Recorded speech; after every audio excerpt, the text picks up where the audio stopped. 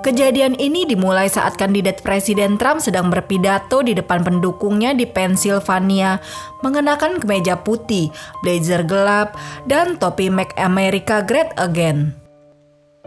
Pada pukul 18.08 waktu setempat atau sekitar pukul 06.08 Minggu waktu Indonesia, terdengar seseorang berteriak bahwa ada orang yang memegang senjata.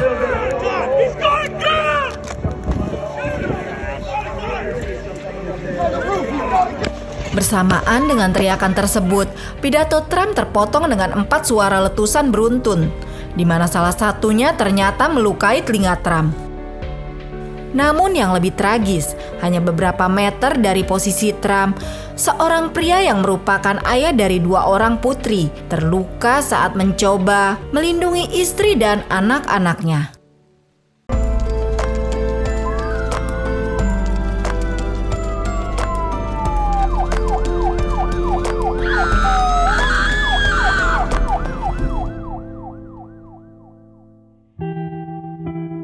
Cory Komprator, seorang pria berusia 50 tahun yang lahir dan besar di Sarver, Pennsylvania, Amerika Serikat. Dia adalah sosok yang dikenal dalam komunitasnya karena dedikasinya yang tinggi terhadap keluarga, pekerjaan, dan layanan kepada masyarakat. Cory menjalani kehidupan yang sederhana, namun bermakna sebagai seorang yang bergerak di industri manufaktur plastik. Ia sangat menunjukkan ketekunan dan komitmen dalam menjalani karirnya. Selain itu, dia juga dikenal aktif sebagai sukarelawan pemadam kebakaran. Sejak bergabung dengan tim pemadam kebakaran, Cory tidak pernah ragu untuk merespon setiap panggilan darurat dengan cepat dan tanpa pamrih. Kesiapannya dalam menghadapi bahaya dan keputusan cepat yang dia ambil dalam situasi yang membutuhkan menunjukkan bahwa dia adalah seseorang yang siap mengambil risiko untuk melindungi orang lain. Cory adalah contoh nyata dari seorang pria yang hidup dengan prinsip keberanian dan tanggung jawab yang tinggi. Nilai-nilai ini tercermin dalam setiap aspek kehidupannya, termasuk saat ia menjadi pemadam kebakaran sukarelawan. Sebagai seorang ayah yang penuh cinta kepada kedua putrinya, Allison dan Kaylee, serta sebagai suami yang mendukung istrinya, Helen, dia selalu menjadikan keselamatan keluarga sebagai prioritas utama dalam segala situasi. Dia terkenal karena kepedulian dan kasih sayangnya yang mendalam terhadap keluarganya. Kehadirannya bukan hanya sebagai penopang keluarga, tetapi juga sebagai teladan dalam nilai-nilai moral dan tanggung jawab.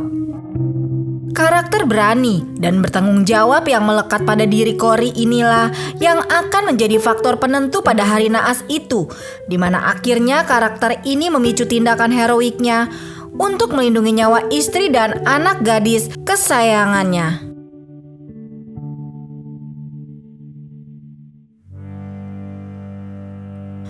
Cory adalah salah satu pendukung setia Donald Trump. Sebagai bagian dari komunitas politiknya, ia turut serta dalam rapat umum kampanye untuk mendukung tujuannya.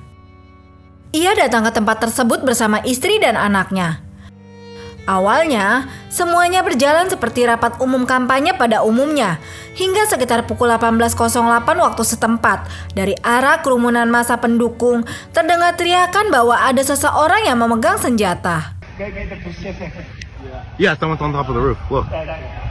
There he is right there. Right there, see him? He's laying down, see him? Yeah, he's laying down.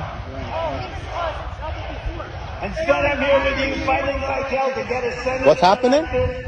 Yeah, look. There he is. Because we have millions and millions of people in our country that shouldn't be here. Dangerous people. Criminals. We have criminals. We have drug dealers. We have people that should not be here. Right on the roof. It's much tougher than it is. Probably 20 million people. And you know that's a little bit. He's going down!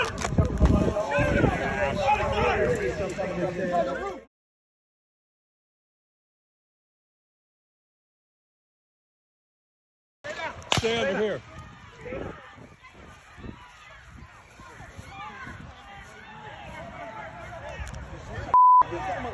On top of the roof. Don't go over there. He's on the roof, buddy. Trump kemudian memegang telinga kanannya saat teriakan turun terdengar berulang kali sebelum suara letusan kelima dan keenam terdengar. Mantan presiden itu lalu berjongkok di belakang mimbar, sementara agen Secret Service bergerak mengelilinginya. Jeritan terdengar dari kerumunan warga. Dalam waktu 4 detik, suara letusan lebih lanjut dilepaskan, mendorong lebih banyak pendukung yang panik untuk turun dari mimbar, sementara lebih banyak agen Secret Service bergegas ke panggung. Menurut kesaksian gubernur, ketika seorang pria bersenjata melepaskan letusan ke arah mantan Presiden Trump dari atas sebuah gedung di dekatnya, Corey langsung refleks menjatuhkan diri di atas anggota keluarganya untuk melindungi mereka.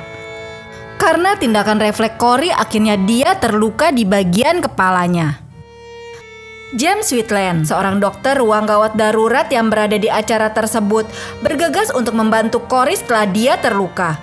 Dia mengatakan bahwa Corey terbaring dalam genangan noda merah dan 2 orang membantu mengangkatnya ke bangku agar dia bisa memberikan CPR.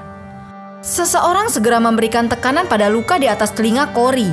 Namun Dr. Whitland dengan cepat menyatakan bahwa tidak ada denyut nadi yang terdeteksi.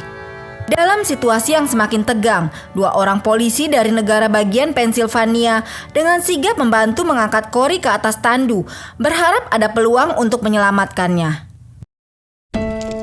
Ketika letusan tersebut mengirimkan gelombang kejut ke seluruh negeri, keluarga dan teman-teman Corey berduka atas kehilangan mereka pada hari Minggu. Putri Corey, Allison, menyebut ayahnya sebagai ayah terbaik yang pernah ada saat ia berduka atas kehilangan yang mendadak. Allison mengatakan bahwa ketika suara letusan terdengar, Corey dengan cepat melemparkan dia dan ibunya ke tanah untuk mencoba melindungi mereka setelah Trump terluka. Dia benar-benar mencintai kami hingga rela mengambil peluru sungguhan untuk kami, tulis Allison di Facebook. Dan saya tidak menginginkan apapun selain menangis untuknya dan mengucapkan terima kasih. Sebuah bendera Amerika berkibar tertiup angin lembab dari teras depan rumah Corey yang bercat abu-abu dan putih di Sarver, sebuah kota yang berjarak sekitar 30 mil di sebelah timur laut Pittsburgh, di mana rumah-rumah hunian sederhana berdampingan dengan pertanian dan hutan di tepi Little Buffalo Creek. Selusin mawar bertangkai panjang terhampar di halaman depan rumahnya. Georgie Scott, saudara ipar Corey, keluar sebentar dari rumah Corey. Dengan suara terguncang, ia berbicara kepada pewarta yang berkumpul di depan rumah dan mengatakan bahwa kejadian ini adalah momen yang sangat sulit bagi mereka, terutama untuk istri dan anak-anak Corey. Setelah menyampaikan hal tersebut, Scott kemudian didampingi kembali ke dalam rumah oleh pendeta Jonathan Felk dari gereja Cabot yang berdekatan. Mereka meminta untuk diberi waktu dan ruang dalam proses berduka mereka, karena bagi mereka, Corey adalah segalanya. Kasus ini bukan hanya tentang kehilangan yang mendalam, tetapi juga tentang bagaimana sebuah keluarga yang dicintai oleh banyak orang berusaha menghadapi kesedihan yang tak terbayangkan karena kehilangan seorang pahlawan di dalam keluarga.